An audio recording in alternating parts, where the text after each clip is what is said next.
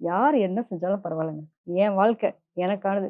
நம்ம வாழணும்னு நெனச்சுட்டோம்னா, நம்ம 4 பேர என்ன வேணா பண்ணலான்ற மாரியான வாழ்க்கை வாழக்கூடிய ஆட்களும் உங்ககிட்ட உண்டு. பவியலா.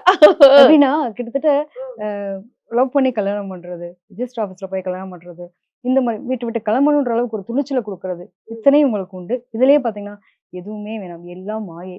நான் கடவுள் ஒருத்தரையே நம்புறேன் அப்படின்ற அளவுக்கு வாழ்க்கை வாழக்கூடியவங்களும் இருக்காங்க. அப்ப ஓகே. எக்ஸ்ட்ரீமான 2 நபர்களுமே இந்த இந்த தனுசுல உண்டு. Okay, okay. ம். பொதுவாவே. என்னன்னா, அந்த இவங்கள பொறுத்தவரைக்கும், அதாவது ஒரு டீச்சிங் ஃபீல்ட்ல நெறைய பேர் இருப்பாங்க. ஓ! நெறைய ஓகே. பேர் டீச்சிங் ஃபீல்ட்ல இருப்பாங்க. நெறைய பேர் வந்து ஆன்மீகம் சம்மந்தப்பட்ட விஷயத்துல ஆர்வம் மிகுதியா இருக்கக்கூடிய நபர்கள் இருப்பாங்க. ம். இத்தனையும் உண்டு. களவும் கற்றுமறன்ற ஒரு வார்த்தையில ஓவராலா முடிக்கலாம் தனுசு ராசிய. ஐயோ! பெரிய ஆளா இருப்பாங்க போலயே! களவும் கற்றுமற அப்படிங்கிற ஒரு வார்த்தைய ஆ, எடுத்துக்கலாம். ஆ. எங்களுக்கு தெரியாததே கிடையாது. விஞ்ஞானமும் வசப்படும், ஆன்மீகமும் வசப்படும், அமானுஷ்யமும் வசப்படும்ன்ற அளவுக்கு எல்லா விஷயத்துலயும் காதலும் வசப்படும். அப்படின்ற நிலைக்கு கொண்டு போயிரலாம். ஸோ அந்த மாதிரியான ஆட்கள். எனக்கு வேணும்னு முடிவு பண்ட்டா நான் இப்படி இருப்பேன் அப்படின்ற மாரி. ஸோ இவங்களுடைய 2ஆம் இடமே பார்த்தீங்கன்னா, மகர வீடா இருக்கும். அது சனியினுடைய ஆதிக்கம். நெறைய பேருக்கு வந்து சொந்தத்தில திருமணம் பண்றது. நம்ம அமைப்புக்கு 1க்கும் மேற்பட்ட திருமணங்கள். அதாவது அத்தை மகன், மாமா மகன் அப்படி லவ் பண்ணி இது கல்யாணம் வந்து பண்ணுவாங்க. பொருந்தாத திருமணத்த பண்ணிட்டு வச்சுட்டாங்க. அதனால எனக்கு இது புடிக்கல. அந்த வாழ்க்கையில எனக்கு நிம்மதி இல்லன்ற நிலைக்கு கொண்டு போறது. இத்தனையும் உண்டு. நெறைய பேருக்கு வந்து போராட்டம் இருக்கும்.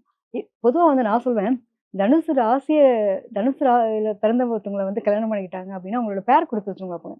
இவங்க குடுத்து வச்சத விட என்னன்னா, இவங்க எப்பயுமே வந்து தனக்கான சந்தோஷம்ன்றது தன்னை சுத்தி இருக்கவங்ககிட்ட இருந்து கிடைக்கும்ன்றத நம்புவாங்க.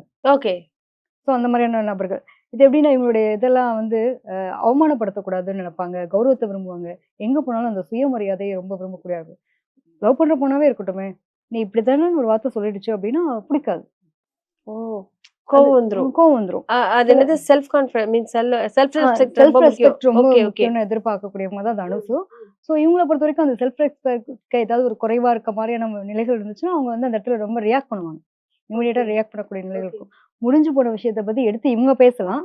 கூட இருக்கவங்க பேசினா பிரச்சனை வரும்.